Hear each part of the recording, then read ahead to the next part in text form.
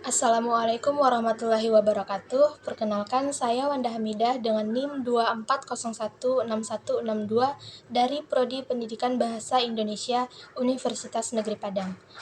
Baiklah, di sini kita akan membahas unsur intrinsik dan ekstrinsik prosa. Memahami kedua unsur ini sangat penting untuk menganalisis dan menghargai karya sastra dengan lebih baik. Sebelum kita membahas unsur intrinsik dan unsur ekstrinsik prosa, kita harus mengetahui apa itu prosa. Prosa adalah bentuk karya sastra yang disampaikan dalam bentuk narasi atau cerita, mencakup novel, cerpen, dan esai. Nah, setelah mengetahui apa itu prosa, selanjutnya kita akan bahas unsur intrinsik prosa terlebih dahulu. Unsur intrinsik prosa adalah unsur atau elemen yang terdapat di dalam karya sastra itu sendiri. Yang pertama adalah tema. Tema adalah ide pokok atau gagasan utama yang terdapat di dalam cerita tersebut. Yang kedua adalah alur atau jalan cerita. Alur adalah urutan peristiwa yang terdapat dalam cerita di mana digambarkan konflik dalam cerita tersebut. Yang ketiga adalah latar. Latar merupakan tempat atau waktu di mana cerita berlangsung. Yang keempat, tokoh.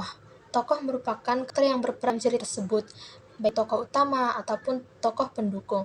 Yang kelima adalah amanat. Amanat merupakan nilai atau pesan moral yang disampaikan penulis di dalam cerita tersebut.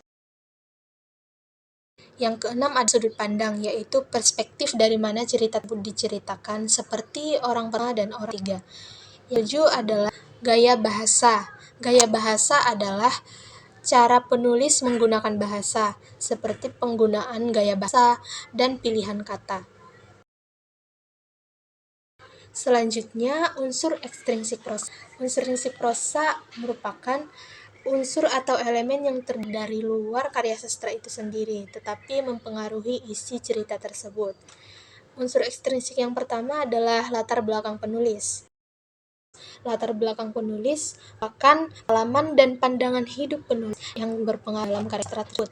Yang kedua, latar belakang masyarakat, termasuk kondisi sosial, budaya, politik.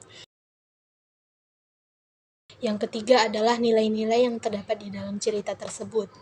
Nilai-nilai itu termasuk ideologi atau pesan moral yang disampaikan penulis kepada baca. Nah, kedua unsur ini saling melengkapi dan berkontribusi pada kekayaan dan kedalaman sebuah karya prosa tersebut. Sampai di sini pembahasan kita. Terima kasih. Wassalamualaikum warahmatullahi wabarakatuh.